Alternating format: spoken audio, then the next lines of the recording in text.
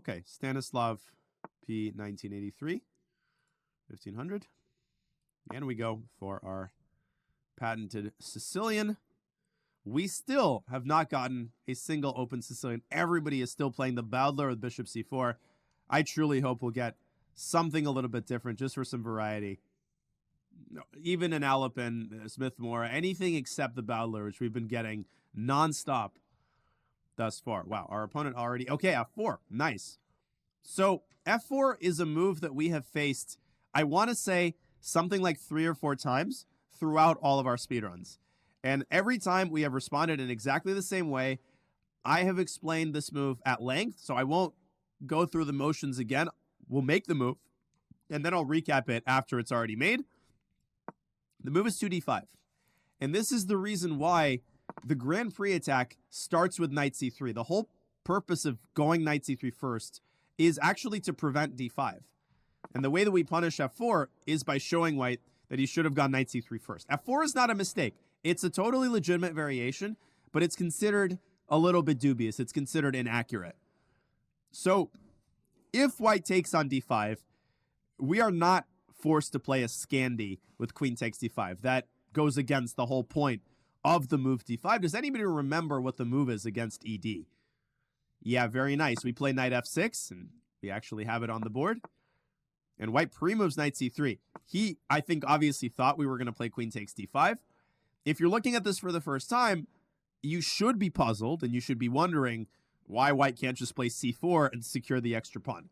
Well, the reason, as I'll recap after the game, is that black has e6. And after the trade, we get tremendous positional compensation for the sacrificed pawn, as in black is flat out better there. So at this point, we can safely recapture the pawn on d5. And of course, the whole point is that in the event of the trade, the queen on d5 is a million times safer than it is with the knight still on b1, because white does not have a second knight to put on c3. And if white plays queen takes d5 and then the move c4, then all that white does is create more massive weaknesses, massive holes in the center. Okay, bishop c4. Interesting play. So, of course, I see that there is a hanging pawn on f4. You should remember, though, that the spirit of this line is not necessarily to grab a bunch of pawns and fall behind and develop, and that's not really what we want to do. So the kind of Russian schoolboy inside of me says that the most prudent, the most practical option here, without spending too much time, is just to drop the knight back to b6. Especially because after knight b6, bishop to b3, we have a sick move. We have c4, and that virtually traps the bishop and forces white into a super awkward check on a4. And we definitely want to eliminate the light squared bishop, because the dark squared bishop is a terrible piece. Why is it a terrible piece? Because of the pawn on f4. Because the pawn completely hems in the bishop. And also, I don't like knight takes f4 because of the response queen f3. And things kind of become unpleasant there. If you turn on the engine, yeah, probably black is somehow better. Maybe knight f4, queen f3, knight back to e6. But that's an awkward move too, because it blocks the bishop in. So again, notice that I'm largely using my intuition. I'm not even really calculating knight takes f4. I'm not interested in that because it's not worth it. It's not worth contorting yourself like that over a pawn that we actually want to remain on the board. This pawn is in our favor because it's completely drying up white's kingside play. It's blocking in the bishop, and it sticks out like a sore thumb. Let's go knight b6. And when I say practical, this is kind of what I mean. We didn't spend too much time. We spent a second evaluating, and we just decided, let's play it safe. Forcing the bishop to make a decision. Of course, bishop b5 check. We probably will play bishop to d7, encouraging the trade of light squared bishops. Although bishop b5, we could very safely play knight c6 as well. Of course, we are not really fearing bishop takes c6 check, but I think we'll go bishop d7. The bishop doesn't have too many good squares. Bishop b3, c4. I mean, if bishop b2, then we simply continue our development with knight c6. And generally, what I want you to see here is that we have lovely control of this d4 square. That's the function that the c5 pawn serves. Oh my god, bishop f7. I was going to point this move out. It's not entirely stupid, obviously, but it's just as obviously unsound. And there's no question that the sacrifice is unsound, but I know that a lot of people, they struggle to refute these types of sacrifices, and it can be scary to face a move like this. So let's delve headfirst into the complications. Knight to f3. So there's essentially a short-term plan here and then a long-term plan. The long-term plan is to carry out a maneuver that is commonly referred to as castling by hand or manual castling. Manual castling is just what, the name refers to. You can't castle in the conventional way because you've already moved your king. So you build the castling formation from scratch. You get the bishop out of the way, you shift the rook to f8 or e8, and then you tuck the king back to g8. But, of course, there is also a short-term strategy that has to be adopted. The knight on f3 threatens to jump into e5. Does it threaten to jump into g5? Not as much, because knight g5 check, we can tuck our king back to g8. In fact, we can do the same thing after knight e5. But obviously, we should avoid bishop g4 like the plague. That simply blunders the bishop. So I don't think that we really need to do anything special here. I think we just need to develop our pieces ASAP and make sure that we're not blundering any weird mates. So I think the simplest move actually might even be just king g8 flat out straight away. Not ideal because we're blocking in our rook, but we're also up a piece. So we're going to have to make some concessions here. I don't think it's possible for black to carry out the entire castling by hand maneuver because it takes too long and the knight's going to jump into e5. So there's a couple of moves here. There's g6, which I quite like. g6 is a great move because it, threatens to fianchetto the bishop and get our king side out. In fact, I love the move g6 because what's most important here is to get our king side out. That allows our king to feel relatively safe. The knight on b8, we will be able to develop later, right? There's no rush to play the move knight c6. I think the classy move here is actually g6. Get your king side out so that the king can feel a lot safer. Bishop g7. And yes, knight g5 check, we might even bring the king back into the frying pan with king to e8. But white's running out of minor pieces. What are white's attackers here? One attacker, that's it. The bishop on c1 is never going to be able to play an active role. The knight on c3 doesn't really have any prospect. If white does not give a check on g5 or e5, then obviously our next move is going to be rook f8, and then we actually do manage to castle by hand. So we're trying. White has to give a check here to keep an inkling of hope alive. We get a raid from Jeffrey. What's up? Raid from GMJX. Welcome, everybody. As we do a second speedrun game, you come at a good time. We are playing somebody who was throwing all of his pieces at us. So we're practicing how to refute unsound attacks. Very, very hard task. I have to give some kudos to our opponent. This is very, very creative attacking chess. This is not easy to refute. So what do we do here? We're facing the move f5. It looks very scary. The point of the move f5 is obviously to open up the f-file. So bishop takes f5 would play right into white's hands. Bishop takes f5 would run into g4. And then if we keep gobbling, white's going to have a double check with knight e5. And that's precisely what the worst case scenario looks like. So if we are to take on f5, we should clearly take with a pawn. But as I've said before, anytime a pawn captures another pawn or a piece, you need to figure out what squares are newly accessible to yourself and your opponent, in this case to your opponent. So after the pawn shifts from g6 to f5, the effect of that move is that the h5 square is now accessible to white's queen. So what can white try after g takes f5? Well, white's going to give a check on g5. And if we drop our king carelessly back to e8, then queen h5 check suddenly becomes very nasty, followed by a knight fork on f7. That's exactly how we let the attack spin out of control. So after f5, knight g5 check, we should go the other way, king g8.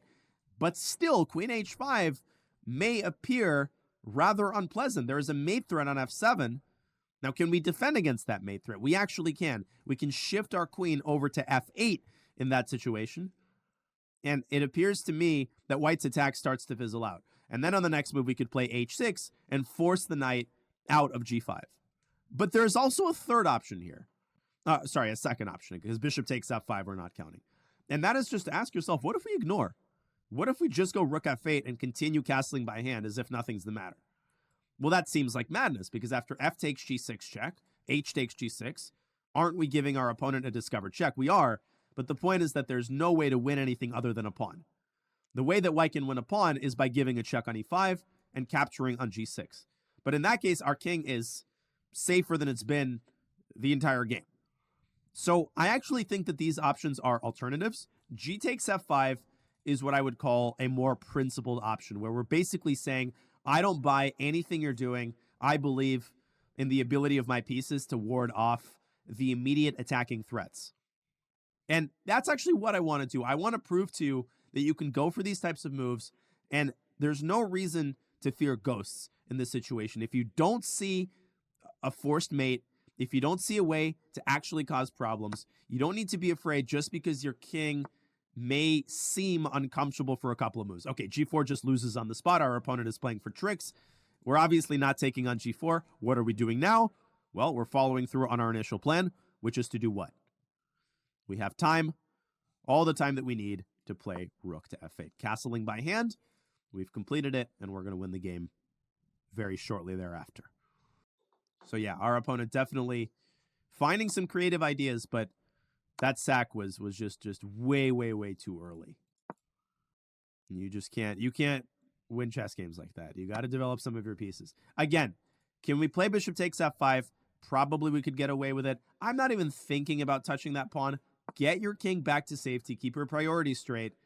And on the next move, we will casually take the pawn on f5. If white goes knight h4, notice that it's white's king that's now under fire, because white's pushed all of his kingside pawns forward. Our king is now safer than it's ever been. Knight g5 is not scary at all. What should we do now? Well, white is not exactly stopping us from recapturing the pawn on f5. And I can guarantee you that we're going to be the one hunting down white's king soon enough. Some of you are proposing queen d4 check. I don't see the point of that move. Why? Why would you want to send white's king over to a safer square? The king on g1 is a vulnerability. You want to keep things like this in your pocket, right? You don't just want to sell all of your Apple stocks, 15 years ago. Queen d4 is a very valuable asset that you really only want to pounce on when it achieves something specific. So it's kind of one move-itis, right? It's a one-move check that doesn't really lead anywhere. It doesn't ruin anything either, but I think it's important to keep moves like this in your pocket, in reserve, because you can always play them. White's not preventing queen d4 anytime soon. Queen h5. Now, queen d4 looks a heck of a lot better than it did on the previous move. Why? Well, what do I see? Well, what I see is that after queen h5, the rook on f1 is what we call a type 2 undefended piece. I remind you, type 1, a piece that's not defended by any other pieces or pawns. A type 2 undefended piece, a piece that is only protected by exactly one other piece other than a pawn. And the king is the worst defender because it's the easiest piece to force off of a square. By rule, you must respond to a check. So hopefully the puzzle pieces are falling into place. If we can force the king away, we might have a discovered attack against white's rook. How do we do that? Well, we give a nice little juicy check on d4. White is actually forced to go king g2, because if king h1, the rooks are staring at each other, and bishop e4 check is game over. Very important. After knight takes e4, it's crucial that rook takes f1 is a check. Otherwise, we would have allowed the capture on h7 with a win. Now, the game is still not over. We still need to be very careful because our queen side is still undeveloped, and there's still a lot of landmines that we could step on in this position. So we need to tread very, very carefully here. So there's two priorities here. The first priority is, most important priority, is to defend h7. What is white actually threatening here? This is not a mate. The threat is queen takes h7 and then notice knight e6 with a fork. The second priority is that our rook is hanging. So the question is, can we deal with both at the same time? We most certainly can. We use the weakness of the white king to address the second priority first. What do? We have two ways to do this. I like queen g1 check because this also sets up mating ideas. So let's start with queen g1 check. And the second priority can be dealt with very straightforwardly. Importantly, queen e8, is this a scary check? It most certainly is not, because we can drop our rook back to f8. That's actually very important. We should play h6. Now the game is over. Again, might look scary, might look annoying, but there's nothing. Just rook f8. Just rook f8. Perhaps this was unnecessary. I will admit that I saw h6 out of the corner of my eye, and there's actually a ridiculous idea here for white, which is to go knight back to f3. That's what white should have done. And after the game, I'll ask you what the proper response is to that move. Okay. Well, what do we do now? We just take the knight. I don't see a single compelling reason not to. Perhaps we could have hunted for checkmate with queen f1. Rook f3 is not mate. The knight defends that square. Don't forget that. Sorry. G5. Yeah, our opponent definitely did kind of play like a maniac that game, but it's, I think, very valuable to know how to beat players like that, because they can win a lot of games through intimidation. At this point, the tables have turned.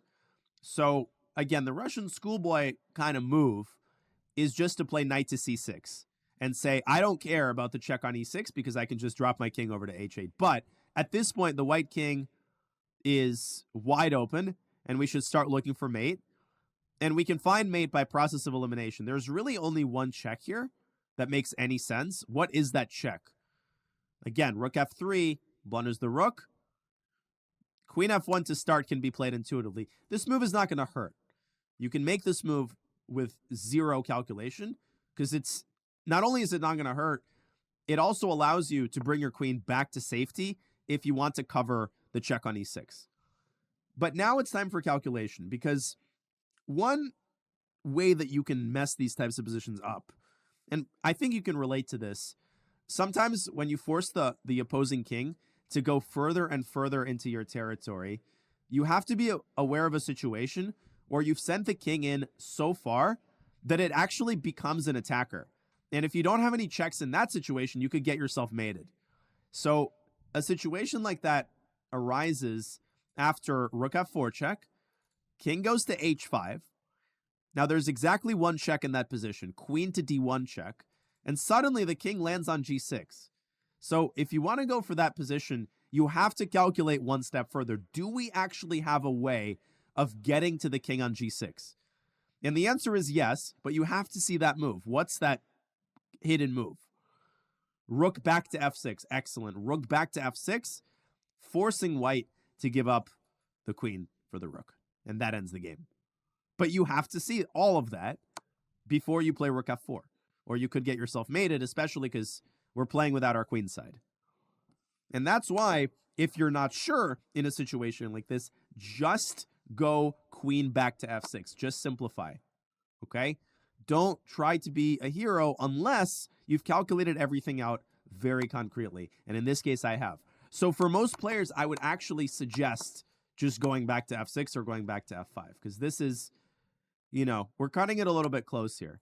If not for rook f6, I guess we also have queen takes c2 check, but that's it. Otherwise, we get checkmated. We can pre-move. Okay, I don't have pre-moves enabled, but that's it. We win. Okay. Nice little miniature game. And as often happens, it's white's king that ends up getting mated, even though our opponent had the opposite outcome in mind. So a pretty straightforward game.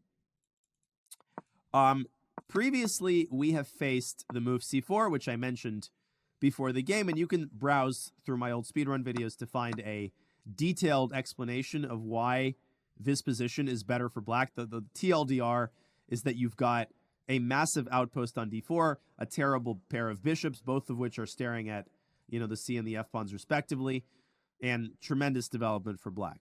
So this is not a good line. I think most people who actually play f4 as their main line, what they tend to do is go bishop to b5 check. I think this might be the only way for white to fight for equality. And the point is to force black to put a piece on d7. You might ask yourself, where have I seen a concept like that before? Well, one of our first speedrun games in this new speedrun was in the Portuguese variation, d5 and knight f6. This is like the poor man's Scandi. And does anybody remember what my suggestion was against this line from white's perspective? What line did I recommend? Yeah, it was a check on b5, bishop d7, and back to e2, forcing one of black's pieces onto an awkward square that cuts contact with the other pieces. And after knight takes d5, you just get a small edge with d4.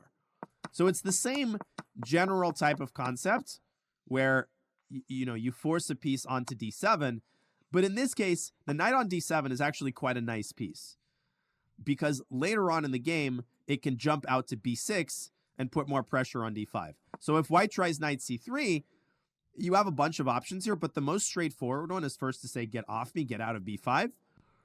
Obviously, this loses the bishop.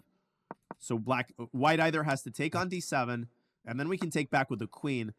And if white plays queen f3, stubbornly clinging to the pawn, we push the pawn out to b5, fianchetto the bishop, and we've got a dream setup with knight takes d5. If d6, we still go bishop b7. So that's no good.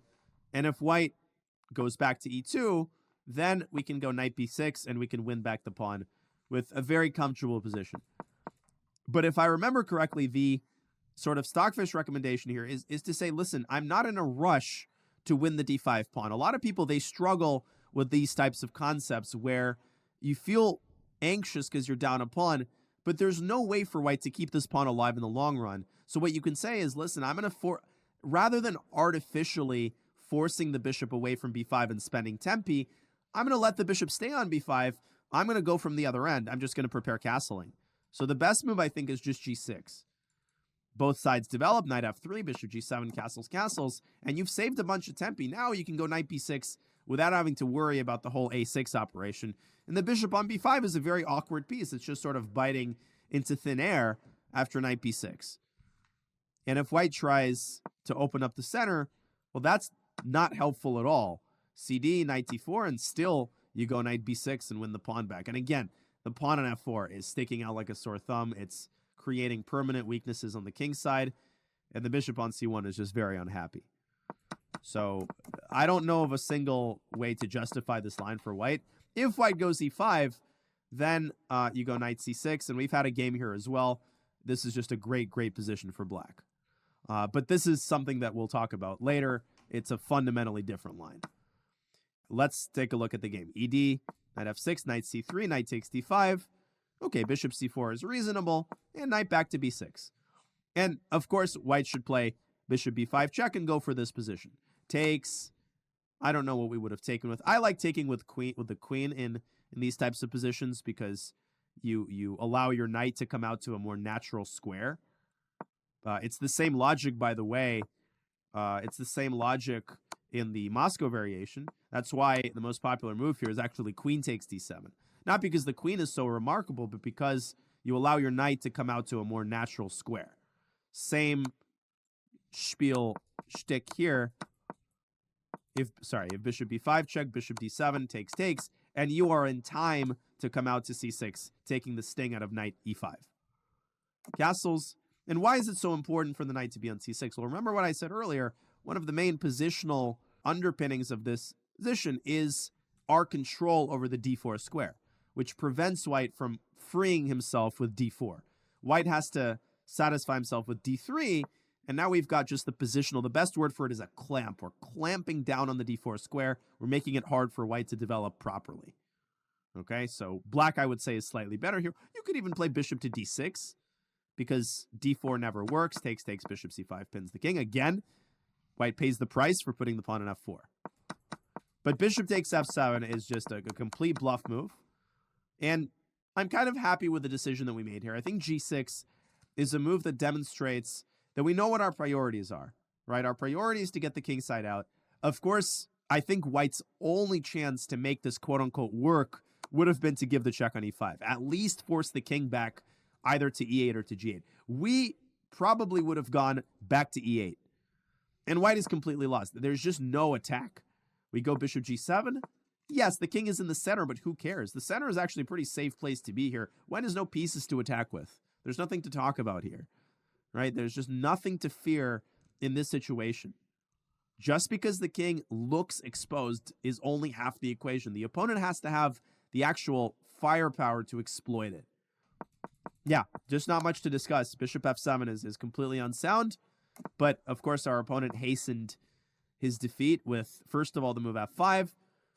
And second of all, maybe the last chance was knight g5 check. But the funny thing is the engine even proposes king g6. Perfectly safe square, followed by h6. This just shows you how bad this attack is. Laughing in white's face. Completely laughing in white's face. Actually, this reminds me of something. This idea of walking forward with the king is something people kind of rarely think about, and yet it's, you know, it's sometimes possible to do that. Sometimes putting yourself right in the eye of the hurricane is actually the best way to ensure the safety of your king. I remember a game. Let me look for it. There's a game that I saw in a Naroditsky book that was a very instructive illustration of using the king as an active defender. Let me see if I can figure out this game. I don't know if it's available in the database, and if it isn't, actually, I think it's in my book. I think it's in my positional chess book. Let me see if I can track this down. I reproduced this exercise in my book. Exercises. It's there. Yeah, let me set up the position on ChessBase. So this is the game Gajic against Dlugy. Maxime Dlugy, I know, a pretty controversial figure, but the game is still instructive. And Dlugy, of course, is a very strong GM. There's no denying that. He was an incredibly strong player at his peak in the late 80s and 90s. And this example is really unforgettable, so I think it was worth tracking it down. Okay, so take a look at this position. Okay, so this position with black to move, Dlugy is black here. So there's a beautiful tactical detail here which you have to spot in order to figure this out. You should notice that the bishop on e6 is what I would call semi-hanging. It is hanging, but if white takes it, then you can take and then take the knight on h6. But queen takes e6 is still a threat. It's still a threat because if you calculate all the way into the line, after bishop takes h6, white plays rook takes e7, and look at how black's position collapses. That's already a pawn, and there goes another pawn.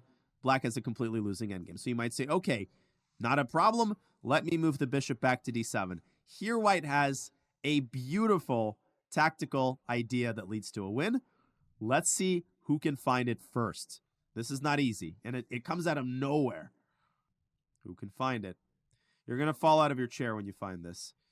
So bishop f6 doesn't do anything. It's an empty sacrifice, but it's the right idea. Remember thinking in terms of squares. A lot of you are seeing the kind of value of this construction. Well, what's preventing bishop takes f6 from being good? Removing the defender. Queen takes e7. That's the right move. You sack the queen, you just take back, and there's nothing black can do. Note the value of the Luft square on h2. That means the back rank checks are futile, and that's it. Black has no defense against the mate on f6, just none. The only way to stave it off is back to e6, but white doesn't need the rook. Rook e6, bishop f6 is still mate. Beautiful construction. Rook e6, it's still mate with the minor pieces. Of course, here, black technically should go king g7, but you're down a piece in 1,000 pawns. So that's the reason why you can't move the bishop from e6. The same goes for bishop d5. It doesn't change anything. This check looks scary, but the king just hides away on h2. It's insane. So the question then becomes, well, what the heck do we do? If we can't move the bishop and we can't not move the bishop, do we have a defense? And Dlugy finds honestly a brilliant defensive idea. And this defensive idea has to do with kind of division of labor. The bishop on f8 is overloaded. The bishop on f8 is fulfilling a crucial defensive duty. It's guarding the e7 pawn, and that's all it should be doing. So there's exactly one piece that's kind of getting, you know, the luxury treatment when you can't afford the luxury treatment. So you need to put that piece to work. You need to put the king to work. King G7, only move. And the idea is very prosaic. You're just defending against queen takes C6. You're ensuring that at the end of this line, the bishop remains on F8 to guard the E7 pawn. And notice that bishop F6, it doesn't work here. Maybe some of you are thinking, oh, this is a fork. But the king steps back and defends the bishop. So this game was played in 1985, by the way. So king G7 is a brilliant move. But this is only part one. So Gajic, he should have played queen takes C6 and basically gone for a draw. But why would you go for a draw? I mean, you're almost mating. He goes queen F4. Very logical move. He steps away with the queen. He attacks F5. And it appears that the attack rages on. And now another double exclam move. Who can find it? Very nice. King to G6. Look at this move. This traps the knight because it protects F5. Again, you use the king for defense. And white says, okay, now I'll come back to the old idea. And white says, check and queen E3. And now step 3. And this is going to knock your socks off. The winning move. If you think the king is a Giga Chad now, just wait until the next move. King H5. King H5. And that's it. The bishop is hanging. If queen takes C6, then after the trade, you pick off the bishop and the king is obviously safe. The king is safe here. Totally safe. Because G5 is covered by the F pawn. Very important. So white has no choice but just to move the bishop back depressingly. And finally, Dlugi drops his own bishop back. And having done all of the work with his king, the king enjoys its rightful retirement on G6. Here, here, here. And white simply resigned because there's nothing left to play for and you're down a piece. And if queen C7, the queen drops back to D5, keeping everything protected. So a great example of using the king as an active defender, right? The king is capable of a lot more than people realize. And there's one, since we're on the topic, there's one other example that I want to show you of kind of using the king as an active defender. Not only can you use the king as an active defender, the king is a surprisingly fast piece. It's a slippery piece, and you should remember that you can actually vacate the field of battle.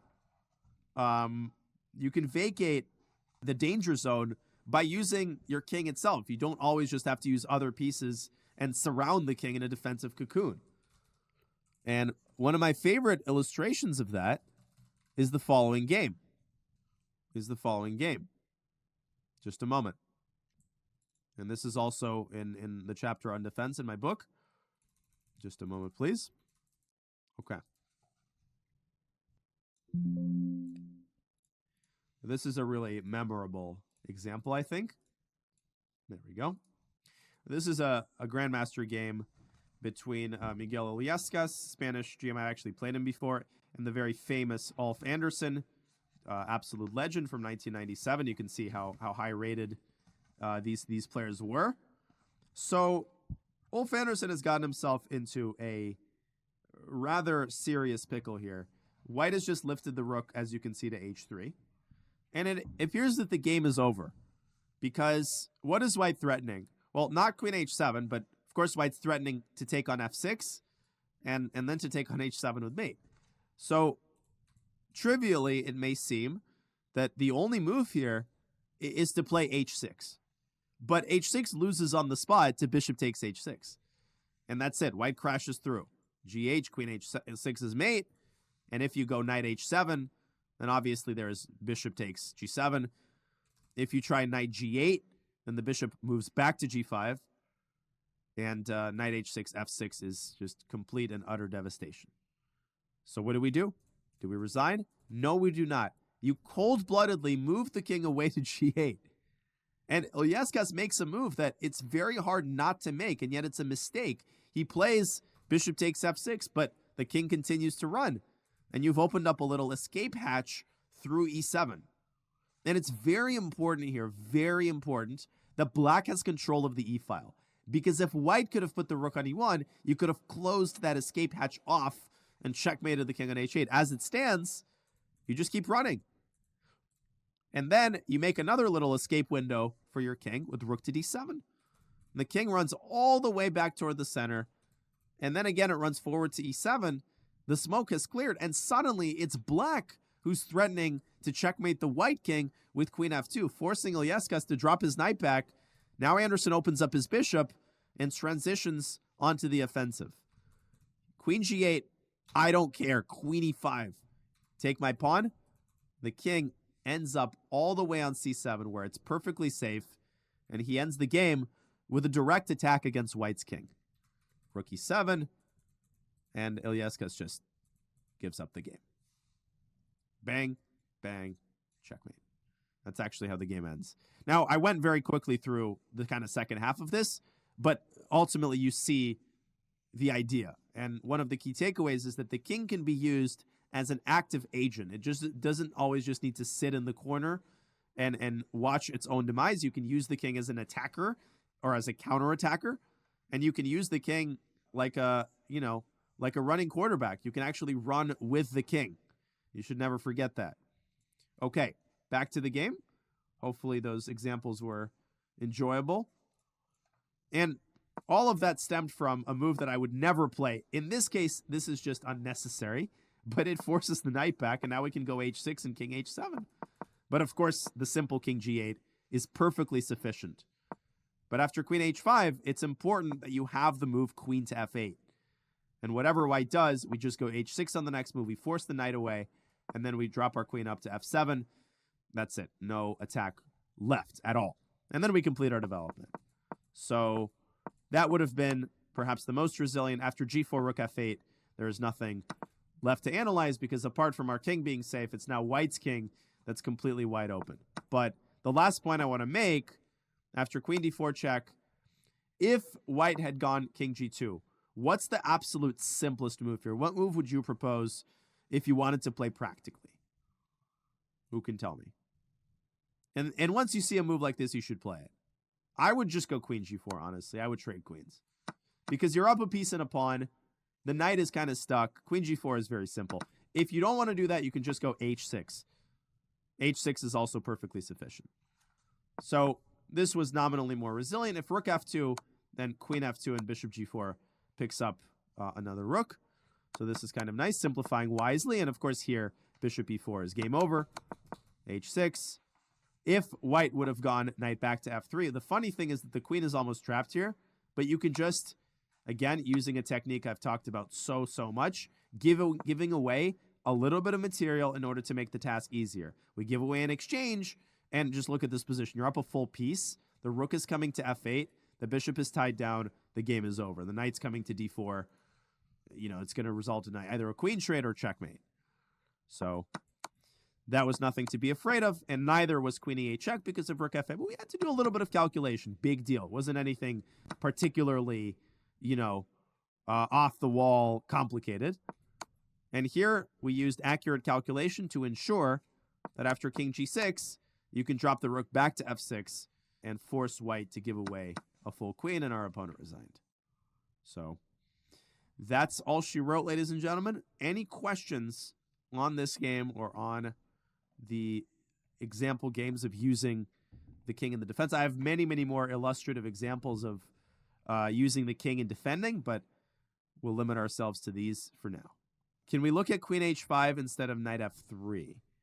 Sure. So if instead of knight f3 on move 7, white would have given a check on h5, yeah, probably this was the best move. We would have just gone g6. And yes, white gets a second pawn for the piece, but on the flip side, accelerates our path to manual castling. And here we are once again in time to play rook f8. And this is a paper tiger because notice that all the squares on this diagonal are nicely protected by our knight. So this is also completely losing, and the problems are compounded by the fact that white can't even castle that easily here. Again, notice how all of the problems stem just from this one thing. That's why moving the pawn from f2 to f4 is just never something that you should do unless you're absolutely confident in why you're doing it. That's about it. So 2 pretty straightforward games today, but still, I think that these illustrated some very important basic concepts, and I hope you enjoyed. It's late. I think it's time to call it a night. As much as I want to keep going, I could do like 5 more games, but I need to get some sleep because tomorrow is a super, super long day for me, and I should definitely be responsible. But for now, folks, enjoy Gari's stream. Thank you so much for hanging out. The support today was incredible. Just want to remind you that I have a YouTube channel. Every subscription counts. I'm not putting out any mittens videos, so we got to compensate with a team effort. Thank you all, and I'll see you tomorrow. Have a good start to Saturday.